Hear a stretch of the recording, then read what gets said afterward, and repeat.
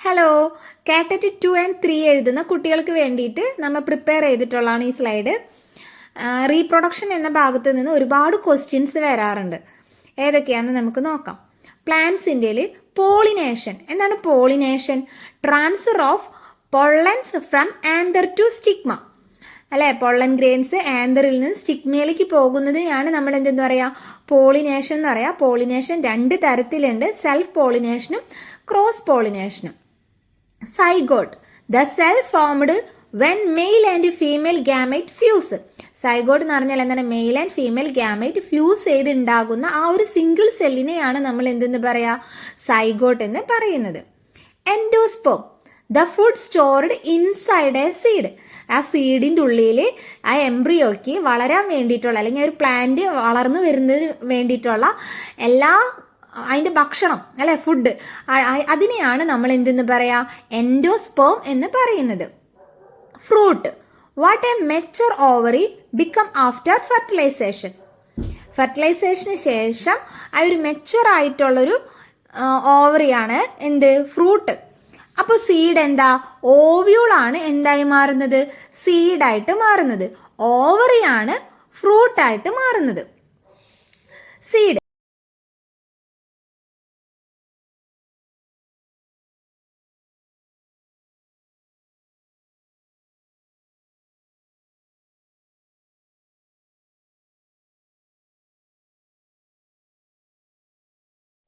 Autogamy. Autogamy എന്ന് വെച്ചാൽ എന്താ, self pollination in the same flower.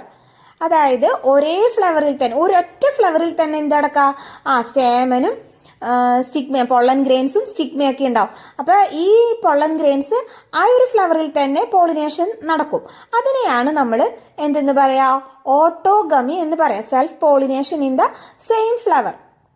Embryo, the baby plant inside A seed. Nectar എന്ന് പറഞ്ഞാൽ എന്താ, ഒരു ലിക്വിഡ് ഉണ്ട്, അല്ലെ, സ്വീറ്റ് ആയിട്ടുള്ള ലിക്വിഡ് എന്തിലുണ്ട്, ഫ്ലവറിലുണ്ട്. അതെന്തിനു വേണ്ടിയിട്ടാ, അട്രാക്ട് ഇൻസെക്ട്. റാഡിക്കിൾ, നമ്മൾ സീഡ് ജെർമിനേറ്റ് ചെയ്യുന്ന സമയത്ത് എന്താ, ഒന്ന് താഴത്തോട്ടും മറ്റൊന്ന് എന്താ, രണ്ട് സൈഡിലേക്കും ഓരോ ഇത് വരുന്നത് കാണാം, അല്ലെ. ഒരെണ്ണം എന്തായി മാറും, റൂട്ടായിട്ട് മാറും, മറ്റേതോ ഷൂട്ടായിട്ട് മാറും. ഈ റൂട്ടായിട്ട് മാറുന്നതിനെയാണ് നമ്മൾ റാഡിക്കിൾ എന്ന് പറയാം. ഷൂട്ടായിട്ട് മാറുന്നതിനെ എന്തെന്ന് പറയും, പ്രിമ്യൂൾ എന്ന് പറയും. അടുത്തതാണ് ടെസ്റ്റിസ്. ടെസ്റ്റിസ് എന്താണ്, മെയിൽ റീപ്രൊഡക്റ്റീവ് ഓർഗൻ ആണ്. മെയിൽ റീപ്രൊഡക്റ്റീവ് ഓർഗൻ എന്തിനു പ്രൊഡ്യൂസ് ചെയ്യും, മെയിൽ ഗാമേറ്റിനെ പ്രൊഡ്യൂസ് ചെയ്യും. ആ മെയിൽ ഗാമേറ്റ് ആണ് സ്പേം എന്ന് പറയുന്നത്. സ്പേം എന്താ, ന്യൂക്ലിയസ് ഉണ്ട്, അല്ലെ, സ്പേമിൽ. പിന്നെയോ 23 ക്രോമസോംസ് ആണ് സ്പേമിലുള്ളത്. Ovary, the organs that produce egg. Ovary എന്താ, ഫീമെയിൽ റീപ്രൊഡക്റ്റീവ് ഓർഗൻ ആണ്. ഫീമെയിൽ റീപ്രൊഡക്റ്റീവ് ഓർഗൻ എന്ത് പ്രൊഡ്യൂസ് ചെയ്യും, ഫീമെയിൽ ഗാമൈറ്റിനെ പ്രൊഡ്യൂസ് ചെയ്യും. ആ ഫീമെയിൽ ഗാമൈറ്റിനെയാണ് നമ്മൾ എന്തെന്ന് പറയാ, ഓവ ഓർ എഗ് എന്ന് പറയുന്നത്. Uterus, the place where baby grow.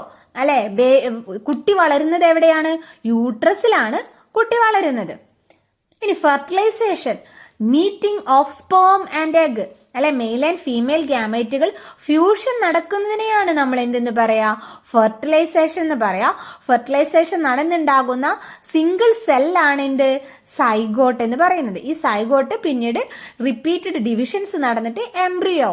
ഈ സൈഗോട്ട് ഹ്യൂമൻസിൽ എവിടെയാ വെച്ച് ഫോം ചെയ്യണേന്ന് അറിയോ, ഫെലോപ്പിയൻ ട്യൂബ്യൂളിലാണ് സൈഗോട്ട് ഫോം ചെയ്യുന്നത്. ഓവിഡക്റ്റ്, ഫെലോപ്പിയൻ ട്യൂബ്യൂൾ എന്നല്ലെങ്കിൽ പറയുന്നത് എന്താ പറയാ, ഓവിഡക്റ്റിൽ വെച്ചാണ് ഫെർട്ടിലൈസേഷൻ നടക്കുന്നത്. സ്പേം, ദ മെയിൽ റീപ്രൊഡക്റ്റീവ് സെല്ലാണ് sperm. Ovum, the female reproductive cell. Implantation. Implantation എന്ന് പറഞ്ഞാൽ എന്താ, ഈ ഫെർട്ടിലൈസേഷൻ നടന്ന ഈ സൈഗോട്ട് മൾട്ടിപ്ലൈ ആയിട്ട് ഡിവിഷൻസ് നടക്കും. ഓരോരോ സെൽ സ്റ്റേജ് ഉണ്ടാവും. 2 സെൽ സ്റ്റേജ്, 4 സെൽ സ്റ്റേജ്, അങ്ങനെ ഒരുപാട് സ്റ്റേജസ് ഉണ്ട്. ഇത് കഴിഞ്ഞ ശേഷം ഇത് എംബ്രിയോ ആയി മാറും. ഇതെല്ലാം നടക്കുന്നത് ഫെലോപ്പിയൻ ട്യൂബ്യൂളിലാണ്. എന്നിട്ട് ഈ എംബ്രിയോ എന്ത് ചെയ്യും, യൂട്രസിന്റെ വോളിൽ വന്നിട്ട് അറ്റാച്ച് ചെയ്യും. ഈ അറ്റാച്ച് ചെയ്യുന്നതിനെയാണ് എന്തെന്ന് പറയാ, ഇംപ്ലാന്റേഷൻ എന്ന് പറയുന്നത്. Placenta, the link between mother and baby for food and oxygen. Placenta എന്താണ്, നമ്മുടെ ലിങ്ക് ബിറ്റ്വീൻ ആണ്, അല്ലെ, മദറിനെയും ബേബിയെയും തമ്മിൽ കണക്ട് ചെയ്യുന്നതാണ് എന്ത്, പ്ലാസെന്റ. പിന്നെ ഒരു പ്രൊട്ടക്ഷനും കൂടിയും കൊടുക്കുന്നുണ്ട് അല്ലേ, എംബ്രിയോക്ക് എന്തെയും ഒരു പ്രൊട്ടക്ഷൻ കൊടുക്കും പ്ലാസൻറ്റ. പിന്നെ ഗ്യാസ്റ്റേഷൻ. എന്താണ് gestation? The total time of pregnancy. പ്രഗ്നൻസിയുടെ ടോട്ടൽ ടൈമിനെയാണ് നമ്മൾ എന്തെന്ന് പറയാ, ഗ്യാസ്റ്റേഷൻ എന്ന് പറയാ. എത്രയാ? 280 ഡേയ്സ് ആണ്. 280 ഡേയ്സ് ആണ് ഹ്യൂമൻസിന്റെ പ്രഗ്നൻസി പീരീഡ്സ്. അടുത്തത് പാർച്ചുറേഷൻ. എന്താണ് parturition? The process of give birth.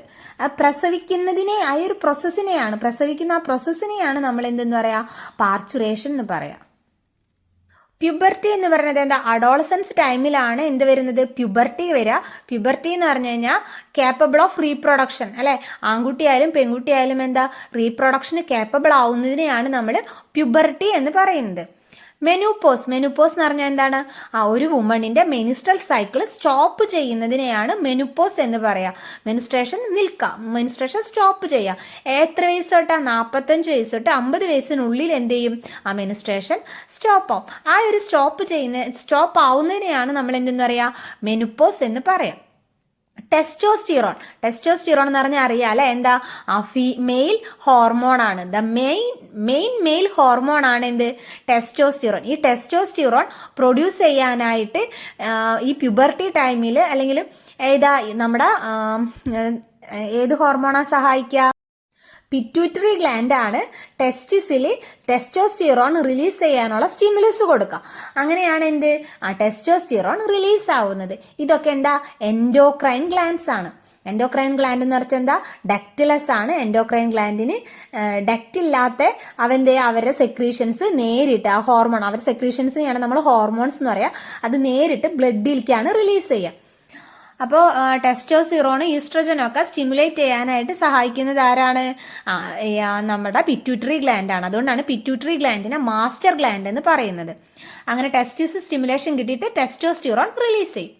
Oestrogen എന്ന് പറഞ്ഞാൽ എന്താ, ടെസ്റ്റോസ്റ്റിറോൺ മെയിൽ ഹോർമോൺ ആണെങ്കിൽ ഈസ്ട്രജൻ എന്താണ്, ഫീമെയിൽ ഹോർമോൺ ആണ്. ബഡ്ഡിങ് എന്ന് പറഞ്ഞാൽ എന്താ, ഈസ്റ്റിലും ഹൈഡ്രയിലും നടക്കുന്ന എസെക്ഷൽ റീപ്രൊഡക്ഷൻ ആണ്. റീപ്രൊഡക്ഷൻ 2 തരത്തിലുണ്ട്, സെക്ഷൽ റീപ്രൊഡക്ഷൻ ഉണ്ട്, എസെക്ഷൽ റീപ്രൊഡക്ഷൻ ഉണ്ട്. സെക്ഷൽ റീപ്രൊഡക്ഷനിൽ എന്താണ്, മെയിൽ ഫീമെയിൽ ഗാമേറ്റുകൾ ഫ്യൂഷൻ നടക്കും. ആ ഫ്യൂഷൻ നടന്നിട്ട് സൈഗോട്ട് ഫോം ചെയ്യും. ഈ സൈഗോട്ട് എന്ത് ചെയ്യും, റിപ്പീറ്റഡ് ഡിവിഷൻസ് നടന്നിട്ടാണ് എന്തുണ്ടാവുന്നത്, ഒരു എംബ്രിയോ അല്ലെങ്കിൽ ഒരു ഇൻഡിവിജ്വൽ ഉണ്ടാവുന്നത് സെക്ഷൽ റീപ്രൊഡക്ഷനിൽ. അസെക്ഷൽ റീപ്രൊഡക്ഷൻ എന്ന് പറഞ്ഞാൽ ഒരു ഗാമേറ്റേ ഉണ്ടാവുള്ളൂ, അവിടെ ഒരു പാരന്റേ ഉണ്ടാവുള്ളൂ. അവിടെ ഫ്യൂഷൻ നടക്കത്തില്ല, അവിടെ എന്തുണ്ടാവില്ല, male and female reproductive organs ഒന്നും ഉണ്ടാവില്ല, സ്പേം ഒന്നും പ്രൊഡ്യൂസ് ചെയ്യത്തില്ല. മനസ്സിലായില്ലേ? അപ്പൊ ആ ഒരു ഗാമേറ്റ് ഉണ്ടാവുള്ളൂ. അപ്പോൾ ബഡ്ഡിങ്, പിന്നെ ബൈനറി ഫിഷൻ, ഇതൊക്കെയാണ് അസെക്ഷൽ റീപ്രൊഡക്ഷനിൽ വരുന്നത്. അപ്പൊ ഹൈഡ്ര, ഈസ്റ്റ്, ഇവയിലൊക്കെ എന്താ, ബഡ്ഡിങ് ആണ്. ബഡ്ഡിങ് എന്ന് പറഞ്ഞാൽ ഒരു ഭാഗത്തെ സെൽസ് എന്ത് ചെയ്യും, റിപ്പീറ്റ് ആയിട്ട് ഡിവിഷൻസ് നടക്കും. അങ്ങനെ റിപ്പീറ്റഡ് ഡിവിഷൻസ് നടന്നിട്ട് അതൊരു ബൾജസ് രൂപപ്പെടും അവിടെ അല്ലെ. റിപ്പീറ്റഡ് ഒരു ഭാഗത്ത് സെൽസ് റിപ്പീറ്റ് ആയിട്ട് ഡിവിഷൻ നടക്കുമ്പോൾ അവിടെ എന്ത് ചെയ്യും, ഒരു ബൾജസ് രൂപപ്പെടും. ഈ ബൾജസ് പിന്നീട് ഗ്രോ ചെയ്തിട്ട് പിന്നെന്താവും, ഒരു ഇൻഡിവിജ്വൽ ആയിട്ട്, ഒരു ന്യൂ ഹൈഡ്രയായിട്ട് മാറും. എന്നിട്ട് ഇതെന്ത് ചെയ്യും, ഈ മദറിൽ നിന്ന് വിട്ടുപോയിട്ട് ഒറ്റയ്ക്ക് മൗത്തൊക്കെ റെഡി ആയി കഴിഞ്ഞ് കഴിഞ്ഞാൽ അത് മദറിന്റെ ബോഡിയിൽ നിന്ന് വിട്ടുപോയിട്ട് അവ സ്വന്തമായിട്ട് ഇൻഡിപെൻഡന്റ് ആയിട്ട് ജീവിക്കാൻ തുടങ്ങും. ആ ഒരു പ്രോസസ്സിനെയാണ് നമ്മൾ എന്തെന്ന് പറയാ, ബഡ്ഡിംഗ് എന്ന് പറയാ. ബഡ്ഡിംഗ് അസെക്ഷൽ റീപ്രൊഡക്ഷന്റെ ഒരു എക്സാമ്പിൾ ആണ്. ബഡ്ഡിംഗ് നടക്കുന്നത് ഏത് ജീവികളിലാണ്, ഈസ്റ്റിലും ഹൈഡ്രയിലുമാണ്. ഇനി ഫിഷൻ. എന്താണ് fission? How amoeba divides into 2. Binary fission ആണ്. ഫിഷൻ എന്ന് മാത്രമേ ഇവിടെ കൊടുത്തിട്ടുള്ളൂ. ബൈനറി ഫിഷൻ, അതും എന്താണ്, അസെക്ഷൽ റീപ്രൊഡക്ഷൻ ആണ്. അതിലെന്ത് ചെയ്യും, ആ ഒരു ഓർഗാനിസം എന്താണ്, 2 ഈക്വൽ ഹാഫ് ആയിട്ടാണ് മാറുക. ആദ്യം അതിന്റെ ന്യൂക്ലിയസ് ഡിവൈഡ് ചെയ്യും, അതിനുശേഷം എന്ത് ചെയ്യും, അതിന്റെ സൈറ്റോപ്ലാസവും ഡിവൈഡ് ചെയ്തിട്ട് ഒരു അമീബയിൽ എത്ര അമീബ ഉണ്ടാവും, 2 അമീബ ഉണ്ടാവും. അതായത് 2 ഈക്വൽ ഹാഫ് ആയിട്ട് അങ്ങോട്ട് ഇങ്ങോട്ട് മാറാണ് ചെയ്യുന്നത്. അതിനെയാണ് നമ്മൾ എന്തെന്ന് പറയാ, ബൈനറി ഫിഷൻ എന്ന് പറയുന്നത്. ബൈനറി ഫിഷനും ബഡ്ഡിങ്ങും എന്തിലാ വരുന്നത്, അസെക്ഷൽ റീപ്രൊഡക്ഷനിലാണ് വരുന്നത്. ക്ലോൺ എന്ന് വെച്ചാൽ an exact copy of a പാരന്റിന്റെ എക്സാക്ട് കോപ്പി ഉണ്ടാക്കുന്നതിനെയാണ് നമ്മൾ എന്തെന്ന് പറയാ, ക്ലോൺ എന്ന് പറയുന്നത്. ഹെർമാഫ്രോഡൈറ്റ് എന്ന് വെച്ചാൽ എന്താ, animals with both mail and female organs.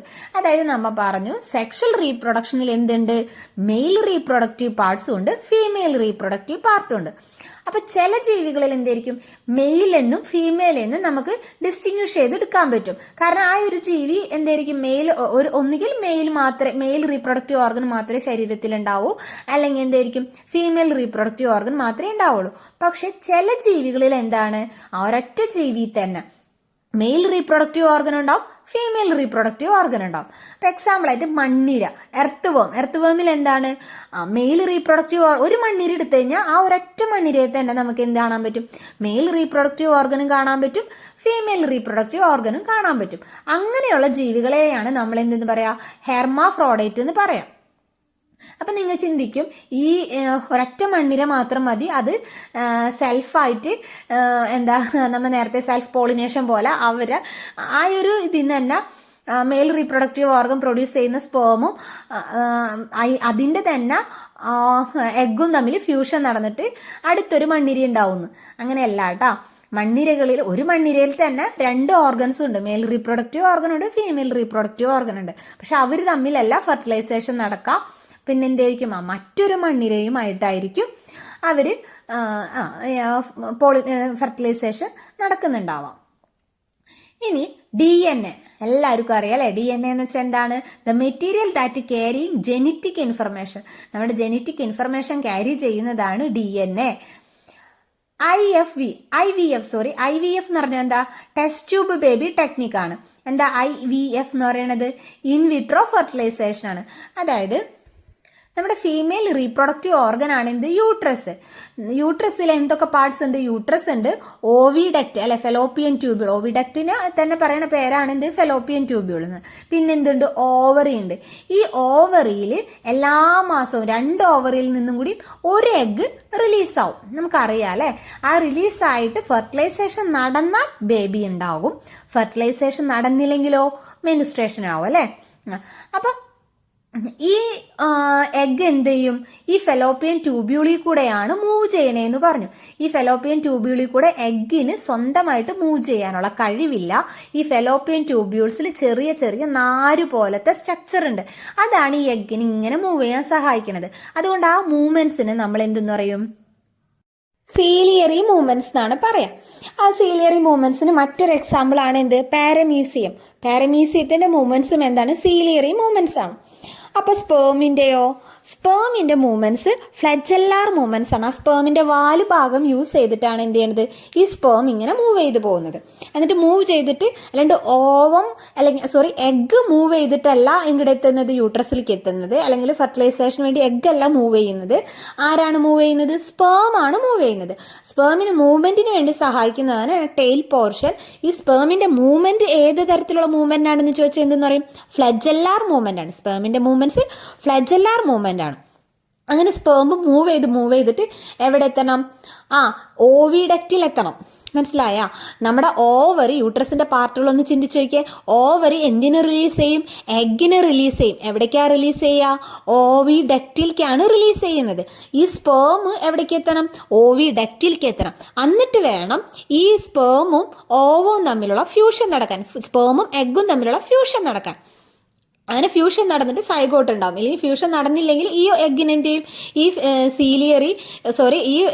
ഇതെന്തെയും ആ ഓവിഡക്റ്റിന്റെ മൂവ്മെന്റ്സ് കൊണ്ടാണ് എന്ത് വരുന്നത്, എഗ്ഗ് മൂവ് ചെയ്ത് യൂട്രസിലേക്ക് എത്തുന്നത്.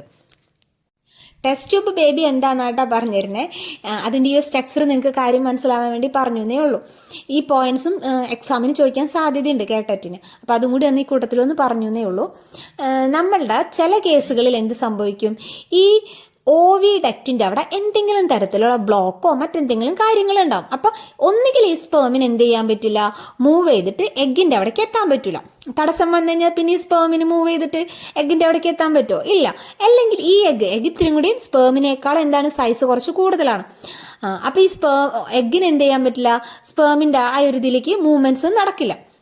അവിടെ വെച്ച് ഫെർട്ടിലൈസേഷൻ നടന്ന് കൊച്ചുണ്ടായാലും നമ്മൾ പറഞ്ഞിട്ടില്ലേ, ട്യൂബിൽ നമ്മുടെ നാട്ടുമ്പുറത്തൊക്കെ പറയും കുടലിൽ കൊച്ചുണ്ടായെന്ന് പറയും. കുടലിലല്ല, എവിടെ ആ ഫെലോപ്പിയൻ ട്യൂബ്യൂളിലാണ് ഇംപ്ലാന്റേഷൻ നടന്നിട്ട് അവിടെ എംബ്രിയോ പറ്റിപ്പിടിച്ചിട്ട് വളരും. മനസ്സിലായി, അത് ഭയങ്കര ഡേഞ്ചറാണ്. അപ്പോൾ നമ്മൾ പറഞ്ഞത് ഈ ട്യൂബിൻ്റെ ഭാഗത്ത് ഏതെങ്കിലും തരത്തിലുള്ള ബ്ലോക്ക് ഉണ്ടായിക്കഴിഞ്ഞാൽ എന്ത് സംഭവിക്കില്ല, ഈ സ്പേമിന് എഗ്ഗിൻ്റെ അവിടേക്ക് എത്താൻ പറ്റില്ല. അപ്പോൾ അങ്ങനെയുള്ള കേസുകളിൽ എന്ത് നടക്കില്ല, ഫെർട്ടിലൈസേഷൻ നടക്കില്ല. ഫെർട്ടിലൈസേഷൻ നടന്നില്ലെങ്കിൽ എന്തുണ്ടാവില്ല, ബേബി ഉണ്ടാവില്ല അല്ലേ. അപ്പോൾ നമ്മൾ എന്ത് ചെയ്യുന്നത് വെച്ചാൽ ഡോക്ടേഴ്സ് ഫ്രഷ് ആയിട്ടുള്ള സ്പേമും കളക്ട് ചെയ്യും, പിന്നെയോ ഫീമെയിൽ ബോഡിയിൽ നിന്ന് മെച്ചുറായിട്ടുള്ള എഗ്ഗിനെയും കളക്ട് ചെയ്യും. ഈ എഗ്ഗിനെയും സ്പേമിനെയും എവിടെ വെച്ച് ഫ്യൂഷൻ നടത്തിക്കും, ഫെർട്ടിലൈസേഷൻ നടത്തും, പുറത്ത് വെച്ചിട്ട് ഒരു ലാബിൻ്റെ സഹായത്തോടെ ആ ഒരു ടെമ്പറേച്ചർ കാര്യങ്ങളെല്ലാം മെയിൻറ്റെയിൻ ചെയ്തിട്ട് അവിടെ വെച്ച് ഫെർട്ടിലൈസേഷൻ നടത്തി കുറച്ച് ഡിവിഷൻസ് നമ്മൾ പറഞ്ഞു ഫെലോപ്പിയൻ ട്യൂബ്യൂൾസിലാണ് കുറച്ച് ഡിവിഷൻസ്, ആ സൈഗോട്ടിൻ്റെ ഡിവിഷൻസ് ഒക്കെ നടക്കാം. അതൊക്കെ നടന്ന് ആ എംബ്രിയോനെ എന്ത് ചെയ്യും, നടന്ന് ഉണ്ടാവണ ആ എംബ്രിയോനെ യൂട്രസിൻ്റെ ഉള്ളിലേക്ക് വെച്ച് കൊടുക്കും, ഇംപ്ലാന്റ് ചെയ്യും. എന്നിട്ട് എന്ത് ചെയ്യും, ബാക്കിയുള്ള ഗ്രോത്തുകളെല്ലാം നോർമലായിട്ട് മറ്റുള്ളവരെ പോലെ തന്നെ ആ ഒരു ഇതിൽ യൂട്രസിൻ്റെ ഉള്ളിൽ ആ ഒരു എംബ്രിയോ വളരും. അങ്ങനെ ചെയ്യുന്ന ആ ഒരു മെത്തേഡിനെയാണ്, അല്ലെങ്കിൽ അങ്ങനെ ജനിക്കുന്ന കൊച്ചിനെയാണ് നമ്മൾ എന്തെന്ന് പറയുക, ടെസ്റ്റ് ട്യൂബ് ബേബീസ് എന്ന് പറയാം. ആ ഒരു പ്രോസസ്സാണ് ഇത് IVF എന്ന് പറഞ്ഞാൽ ഇൻ വിട്രോ ഫെർട്ടിലൈസേഷൻ എന്നാണ്. മനസ്സിലായില്ലേ? അടുത്തത് ബ്ലാസ്റ്റോസൈറ്റ് എന്ന് പറഞ്ഞു കഴിഞ്ഞാൽ എന്താ, സൈഗോട്ട്. നമ്മൾ നേരത്തെ പറഞ്ഞു സൈഗോട്ട് എന്ത് ചെയ്യും, റിപ്പീറ്റ് ആയിട്ടുള്ള ഡിവിഷൻസ് നടക്കും. അങ്ങനെ റിപ്പീറ്റ് ആയിട്ട് ഡിവിഷൻസ് നടന്നിട്ടുള്ള ഒരു സ്റ്റേജാണ്, ഒരു ബോൾ ലൈക്ക് സ്ട്രക്ചറായി മാറും ഈ സെൽസ് എല്ലാം. അതാണ് എന്ത്, ബ്ലാസ്റ്റോസൈറ്റ് എന്ന് പറയാം. The stage of the embryo that attach to the uterus. ആ ബ്ലാസ്റ്റോസൈറ്റ് എന്ത് ചെയ്യും, യൂട്രസിൽ അറ്റാച്ച് ചെയ്യും. അതിനെയാണ് എംബ്രിയോ എന്ന് പറയുന്നത്. ഇനി അമിനോട്ടിക് ഫ്ലൂയിഡ് എല്ലാവർക്കും അറിയാം അല്ലേ. അമിനോട്ടിക് ഫ്ലൂയിഡ് എന്ത് ചെയ്യണമെന്ന് പ്രൊട്ടക്റ്റ് ചെയ്യാണ് ബേബിനെ പുറത്തു നിന്നുള്ള ആ ഒരു ആഘാതങ്ങൾ അല്ലെങ്കിൽ മറ്റുള്ള കാര്യങ്ങളിൽ നിന്നും ആ ബേബി എന്ത് ചെയ്യാണ്, പ്രൊട്ടക്റ്റ് ചെയ്യാനാണ്. ഞാൻ നേരത്തെ പ്ലാസൻ്റ് പ്രൊട്ടക്റ്റ് ചെയ്യുന്നു പറഞ്ഞു കേട്ടോ, അത് ചെറിയ അമിനോട്ടിക് ഫ്ലൂയിഡാണ്. പ്ലാസൻ്റ് എന്താ ചെയ്യണേ, ആ മദറിൻ്റെയും ബേബിയുടെയും ഇടയിൽ വർക്ക് ചെയ്യാണ്. എന്താണ്, മദറിൻ്റെ ശരീരത്തിൽ നിന്ന് ഓക്സിജനും ബേബിക്ക് വേണ്ട ന്യൂട്രിയൻസും ഒക്കെ എത്തിച്ചു കൊടുക്കുന്നതാണ് ആര്, പ്ലാസൻ്റ. അംബിലിക്കൽ കോഡ് അല്ലേ, the tube connecting the baby to placenta. ആ ഒരു എന്താണ് അംബിലിക്കൽ കോഡ് എന്ന് പറഞ്ഞാൽ അറിയാലേ, പൊക്കിൾക്കൊടി എന്നൊക്കെ പറയും നമ്മൾ. അതൊരു tube connecting the baby to placenta, ബേബിയെയും പ്ലാസൻ്റെയും തമ്മിൽ കണക്ട് ചെയ്യുന്നതാണ് എന്ത്, അംബിലിക്കൽ കോഡ്. അടുത്ത വേർഡാണ് ലാക്ടേഷൻ. ലാക്ടേഷൻ എന്ന് വെച്ചാൽ the production of milk by the mother after birth. അതായത് ഫസ്റ്റ് മിൽക്ക് അല്ലേ, ഫസ്റ്റ് മിൽക്ക് എന്താണ്, വളരെ പ്രോട്ടീൻസ് ആണ് അല്ലേ, അത് കുട്ടികൾ കഴിക്കണം. അതൊരു മഞ്ഞ കളറിലൊക്കെ ആയിരിക്കും, അല്ല മഞ്ഞ എന്ന് പറഞ്ഞാൽ ഭയങ്കര മഞ്ഞല്ല കേട്ടാ, ലൈറ്റ് മഞ്ഞ പോലെ ഒരു കളറിലായിരിക്കും. അത് ഫീഡ് ചെയ്യണം കുട്ടികളെ അല്ലെ, കുട്ടികൾക്ക് അത് നിർബന്ധമായിട്ട് നമ്മൾ കൊടുക്കും. അതിനെയാണ് നമ്മൾ എന്താ പറയുക, ലാക്ടേഷൻ എന്ന് പറയാം. The product of milk by the mother after birth. Menstruation നമുക്കറിയാം, monthly shedding of uterine line. നമ്മളെ ബ്ലഡും ആ ഒരു അൺഫെർട്ടിലൈസ്ഡ് ആയിട്ടുള്ള എഗ്ഗും എല്ലാം കൂടിയും പുറത്തേക്ക് വരുന്ന ആ ഒരു പ്രോസസ്സാണ് എന്ത്, മെനിസ്ട്രേഷൻ എന്ന് പറയുന്നത്. ഓവുലേഷൻ എന്ന് പറഞ്ഞാൽ എന്താ, ഓവറിയിൽ നിന്നും എഗ്ഗ് റിലീസ് ചെയ്യുന്നതിനെയാണ് നമ്മൾ എന്തെന്ന് പറയാ, ഓവുലേഷൻ എന്ന് പറയാം. അടുത്ത വേർഡാണ് ZIFT. ZIFT, zygote intra fallopian transfer. ആ പേരിൽ തന്നെ ഉണ്ട് അല്ലേ, നമുക്കറിയാം male and female gamete fusion നടന്നാണ് സൈഗോട്ട് ഉണ്ടാവുക. അപ്പോൾ ഈ കേസിൽ എന്തായിരിക്കും, സൈഗോട്ടിനെയാണ് ട്രാൻസ്ഫർ ചെയ്യുന്നത്. IVFൽ എന്തായിരുന്നു, എംബ്രിയോയാണ് ട്രാൻസ്ഫർ ചെയ്തത്. അപ്പോൾ എന്തായിരിക്കും പ്രശ്നം ഉണ്ടാവുക, ഫെലോപ്പിയൻ ട്യൂബിൽ ബ്ലോക്ക് ഒന്നും ഉണ്ടാവണമെന്നില്ല, പക്ഷേ എന്തായിരിക്കും അവിടെ ഒരു ഫ്യൂഷൻ നടക്കുന്നുണ്ടാവില്ല. എന്തെങ്കിലും കാരണങ്ങൾ കൊണ്ട് ഒരു പക്ഷേ ബീജത്തിന് എന്ത് ചെയ്യാൻ പറ്റുന്നുണ്ടല്ല, സ്പേമിന് എന്ത് ചെയ്യാൻ പറ്റില്ല, മൂവ് ചെയ്തിട്ട് ഫെലോപ്പിയൻ ട്യൂബിലേക്ക് എത്താൻ പറ്റുന്നുണ്ടാവില്ല. അപ്പം അങ്ങനെയുള്ള കേസുകളിൽ ആ ഒരു സ്പേമിനെ കളക്ട് ചെയ്ത് പിന്നെന്ത് ചെയ്യും, ഫ്രഷ് ആയിട്ടുള്ള എഗ്ഗിനെയും കളക്ട് ചെയ്തിട്ട് പുറത്ത് വെച്ചിട്ട് നേരത്തെ പറഞ്ഞ പോലെ ഫെർട്ടിലൈസേഷൻ നടത്തും. ഈ ഫെർട്ടിലൈസേഷൻ നടന്നിട്ട് IVFൽ എന്താണ്, ആ ഫെർട്ടിലൈസേഷൻ നടന്ന് സെൽ ഡിവിഷനൊക്കെ നടന്നതിന് ശേഷമാണ് ആ എംബ്രിയോ സ്റ്റേജിൽ എത്തുമ്പോഴാണ് അല്ലെ, ബ്ലാസ്റ്റോസൈറ്റ് ആവുമ്പോഴാണ് എന്ത് ചെയ്യുന്നത്, യൂട്രസിലേക്ക് ഇംപ്ലാന്റ് ചെയ്യുന്നത്. പക്ഷെ ഈ ഒരു കേസിൽ എന്തായിരിക്കും, ആ ഫെർട്ടിലൈസേഷൻ നടന്നിട്ടുള്ള ആ സൈഗോട്ടിനെ തന്നെ ഇട്ട് കൊടുക്കും. കാരണം ഫെലോപ്പിയൻ ട്യൂബ്യൂളിൽ വെച്ച് എന്ത് ചെയ്യുന്നുണ്ട്, മറ്റുള്ള ഡിവിഷൻസ് നടക്കാനുള്ള സാധ്യത അവരിൽ കുഴപ്പമില്ല. അപ്പോൾ അതുകൊണ്ട് ഈ സൈഗോട്ടിനെ എന്ത് ചെയ്യും, ഫെലോപ്പിയൻ ട്യൂബ്യൂൾസിലേക്ക് ട്രാൻസ്ഫർ ചെയ്യും. ബാക്കിയുള്ള ഡിവിഷൻസും ഡെവലപ്മെൻറ്റ്സും ഒക്കെ എവിടെ നടക്കും? ബ്ലാസ്റ്റോസൈറ്റ് വരെയുള്ള ഡെവലപ്മെൻറ്റ്സ് ഫെലോപ്പിയൻ ട്യൂബുളിൽ നടന്ന് പിന്നെ എംബ്രിയോമെൻ്റെയും യൂട്രസിൽ വന്നിട്ട് അറ്റാച്ച് ചെയ്തിട്ട് പിന്നെ അത് ഗ്രോ ചെയ്ത് ബേബിയാവും. ആ ഒരു പ്രോസസ്സിനെയാണ് നമ്മൾ എന്തെന്ന് പറയുക? ZIFT, zygote intra fallopian transfer അല്ലെ, സൈഗോട്ടിനെ ഫെലോപ്പിയൻ ട്യൂബ്യൂളിലേക്ക് ട്രാൻസ്ഫർ ചെയ്യുന്നത്. വസക്ടോമി എല്ലാവർക്കും അറിയാം അല്ലെ. വസക്ടോമി ചോദിക്കുന്ന ഒരു ക്വസ്റ്റ്യൻ ആട്ടോ. എന്താണ്? മെയിൽ എന്ത് ചെയ്യാണ്? ആണുങ്ങൾ എന്താ പെർമനന്റ് ആയിട്ട് ബർത്ത് കൺട്രോൾ ചെയ്യുന്ന മെത്തേഡിനെയാണ് നമ്മൾ എന്തെന്ന് പറയാ? വസക്ടോമി എന്ന് പറയുന്നത്. വന്ധ്യത നടത്താം. മനസ്സിലായില്ലേ? എക്സ്പ്ലെയിൻ ചെയ്യേണ്ട ആവശ്യമില്ലല്ലോ അത്. അടുത്തതാണ് ട്യൂബക്ടോമി. പേര് കേൾക്കുമ്പോൾ അറിയാം അല്ലെ. ട്യൂബ് ആർക്കും ഉള്ളത്? Fallopian tubules. നമുക്കല്ലേ ഉള്ളത്? ഫീമെയിൽസിനല്ലേ. അപ്പൊ വുമൺസിൽ എന്ത് ചെയ്യാണ്? ബെർത്ത് കൺട്രോളിന് വേണ്ടിയിട്ട് അല്ലെ, വന്ധ്യത നടത്തുന്നതിനെയാണ് നമ്മൾ എന്തെന്ന് പറയാ? ട്യൂബക്ടോമി എന്ന് പറയാം. വസക്ടോമി എന്നുള്ളത് ഓർത്ത് വെക്കുക. ട്യൂബക്ടോമി വസക്ടോമി മാറൂല. ട്യൂബക്ടോമി എന്ന് പറയുമ്പോൾ ട്യൂബ് ആർക്കും ഉള്ളതെന്ന് ആലോചിക്കുക. നമ്മൾ ഇത്രയും നേരം പറഞ്ഞ് ഫെർട്ടിലൈസേഷൻ നടക്കുന്ന ട്യൂബിൽ വെച്ചാണ്. അപ്പൊ ട്യൂബിന് എന്തോ ചെയ്തതാണെന്നുള്ള രീതിയിൽ ഓർത്ത് കഴിഞ്ഞാൽ നമുക്ക് മറക്കത്തില്ല കേട്ടോ. അടുത്താണ് STD. STD എന്ന് പറഞ്ഞാൽ എന്താ? Disease spread through sexual contact. അതായത് ലൈംഗിക രോഗങ്ങളിലെ അതിനെയാണ് എന്തെന്ന് പറയാ? STD എന്ന് പറയുന്നത്. എക്സാമ്പിൾ ആയിട്ട് HIV. നോക്കിയുടെ ഒരു ഹ്യൂമൻ എംബ്രിയോയുടെ ഡെവലപ്മെന്റ് സ്റ്റേജസ് ആണ് ഈ കാണിക്കുന്നത്. നമുക്ക് കുറേ നേരം പറഞ്ഞാൽ IVF, SIFT ഇതൊക്കെ മനസ്സിലാക്കാം. ഒന്ന് ജസ്റ്റ് നോക്കാം കേട്ടോ. ഈ സൈഗോട്ട് അതായത് ഓവറി എഗ്ഗിനെ റിലീസ് ചെയ്യും. അതിനെയാണ് ഓവുലേഷൻ എന്ന് പറയാം കേട്ടോ.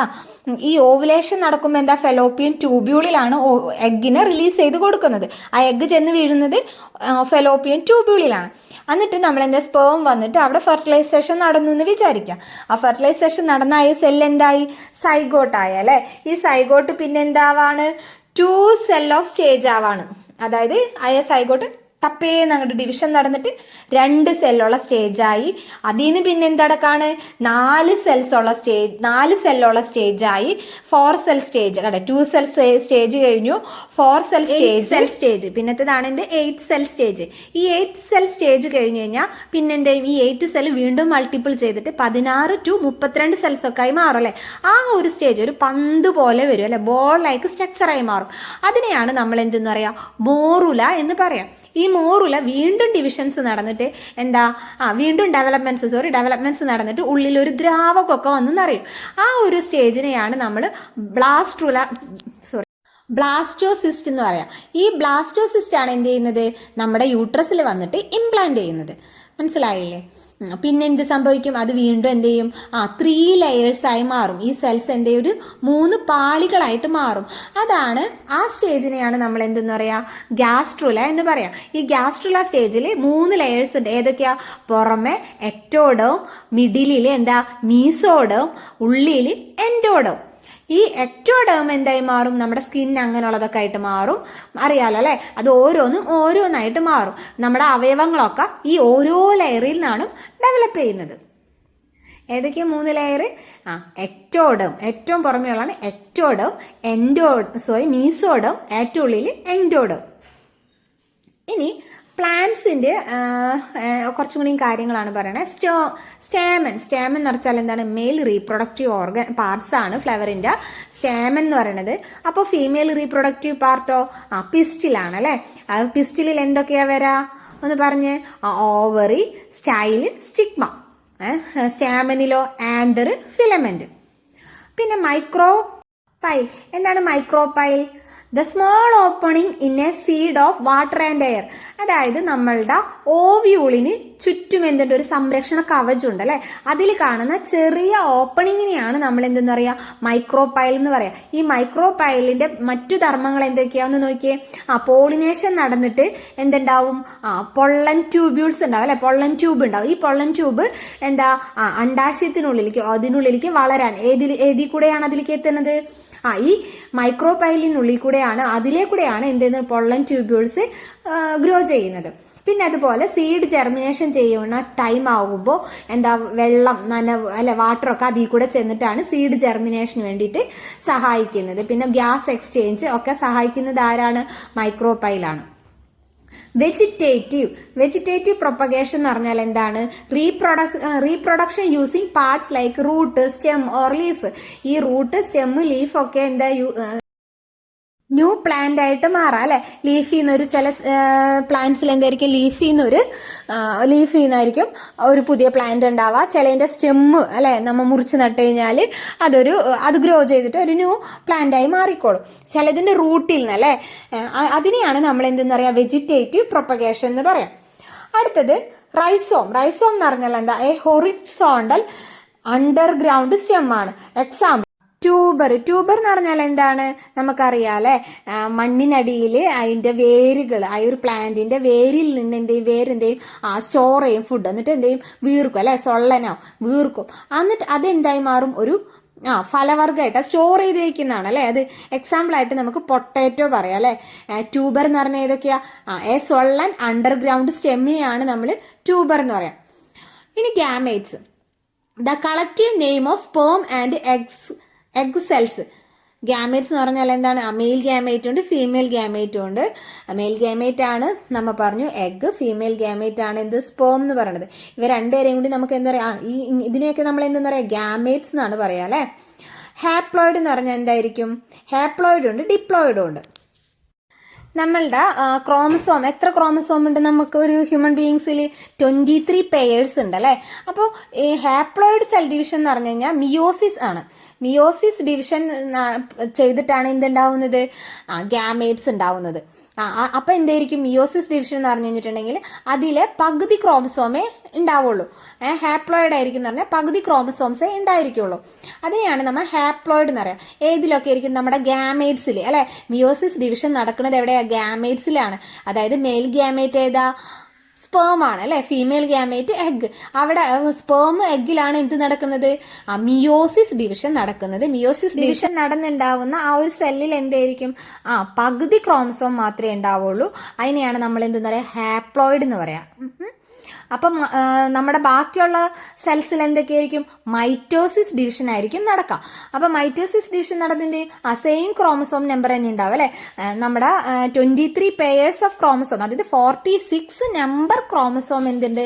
നമ്മുടെ ശരീരത്തിലുണ്ട്. അപ്പം നമ്മുടെ ഏതൊരു സെല്ലും ഡിവിഷൻ നടന്നതിൻ്റെ എന്തായിരിക്കും? അതിലും 46 നമ്പർ ക്രോമസോം തന്നെ ഉണ്ടായിരിക്കും. അങ്ങനെയുള്ള സെൽ ഡിവിഷനെയാണ് നമ്മൾ എന്തെന്ന് പറയാ? മൈറ്റോസിസ് എന്ന് പറയാം.